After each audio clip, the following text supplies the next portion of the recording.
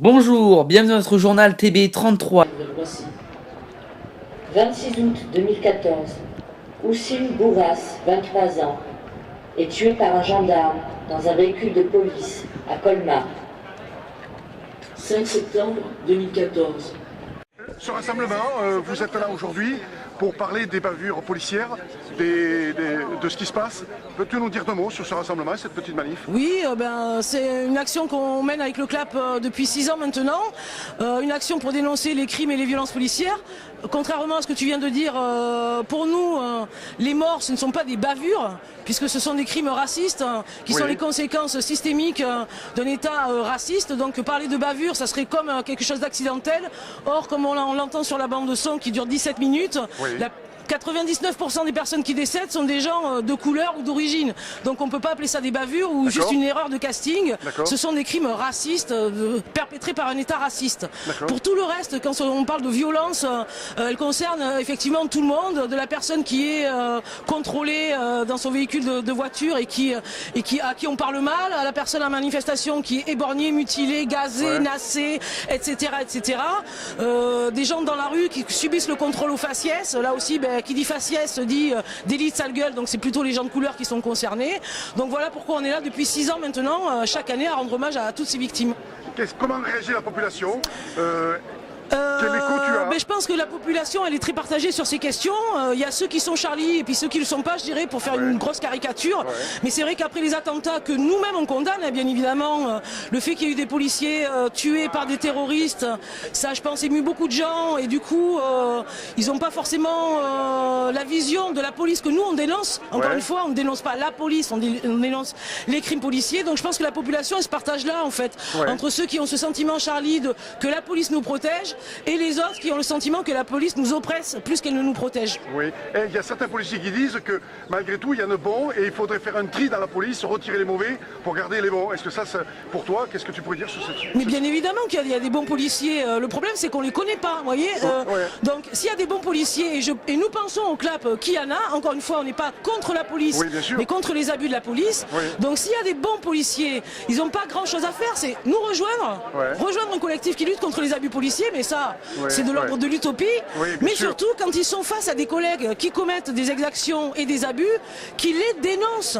Peut-être que quand ils ont interpellé le pauvre Théo, il y avait 5-6 flics, ils n'ont pas tous mis la matraque dans son derrière, mais le flic qui est à côté, qui laisse faire et qui après quand ne témoigne pas, il est aussi complice et responsable.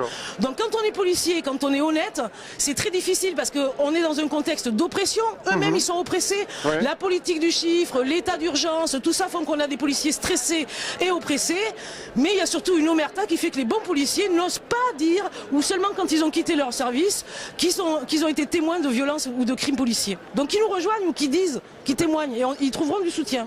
Benoît Hamon, et justement, qui va un peu dans votre sens, Benoît Hamon dit que justement l'affaire Théo n'aurait pas dû arriver s'il y avait eu une police de proximité que Sarkozy a enlevée. Benoît Hamon fait partie d'un parti politique qui est en place depuis 2012 et qui a participé grandement aux violences policières. C'est pas Sarkozy qui a matraqué les gens lors de la loi travail. C'est pas sous Sarkozy qu'on a enfoncé la matraque de 10 cm dans le derrière d'un gamin. La première année de son quinquennat, de mars à mars 2012 à mars 2013, il y a eu 25 morts sur la première année du quinquennat de M. Hollande. Il a battu tous les records, y compris de Brice Hortefeux, qu'on pensait vraiment être le summum du fasciste au pouvoir. Eh bien non, les socialistes, ils ont fait mieux. Donc M. Benoît Hamon, je m'en tamponne le coquillard. Concrètement, il peut dire ce qu'il veut. En plus, en période électorale, c'est très bien, il dit ce qu'il veut. Nous, on n'est pas politisé à droite ou à gauche, on est politisé au niveau des familles et des victimes. Donc M. Benoît Hamon, c'est facile de dire ça, peut-être qu'il est sincère, mais sincèrement, je m'en fous complètement. Quel message fort tu as envie de faire passer à nos concitoyens qui regardent, qui écoutent et qui ont envie peut-être de réagir et de vous rejoindre? Je crois qu'il y a une exigence d'avoir, si on doit avoir une police, qu'elle soit, effectivement là pour nous protéger et qu'elle soit impeccable. Ça veut dire que quand des policiers commettent des crimes ou des exactions, ils doivent être punis au même titre que n'importe quel citoyen. Or, effectivement, on voit que ce n'est pas ce qui se passe. On leur donne de plus en plus de pouvoir, ils ont le droit de tirer à vue quasiment, ils ont le droit de porter une arme même quand ils ne sont pas en service. Donc nous exigeons une démilitarisation de la police. On exige aussi de retrouver tous nos droits perdus sous état d'urgence, la loi renseignement, la loi numérique.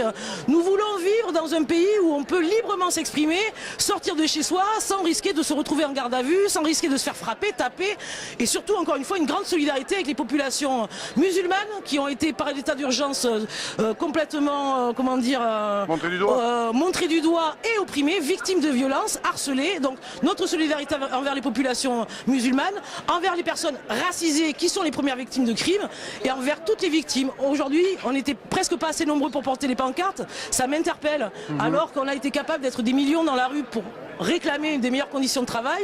Pourquoi encore aujourd'hui on n'est pas des millions dans la rue pour réclamer plus de liberté et une police correcte, qui se comporte correctement avec les gens, qui soit poli et surtout qui arrête de tirer sur les gens. Prochain rendez-vous, ça sera l'année prochaine, pareil. Alors ce soir déjà, pour les gens qui sont encore à Bordeaux, il y a un concert solidaire qui se passe à l'Inglorious Bastard à 19h30 et une scène slam et prise de parole ouverte. Donc si vous avez envie de vous exprimer sur ce sujet, c'est ce soir à partir de 19h30. Et les prochaines actions, il y a des actions qui sont, calendrières, qui dépendent du calendrier, parce que tout d'un coup il y a un mort, tout d'un coup il y a une loi supplémentaire qui est en train de nous oppresser, on n'était pas au courant.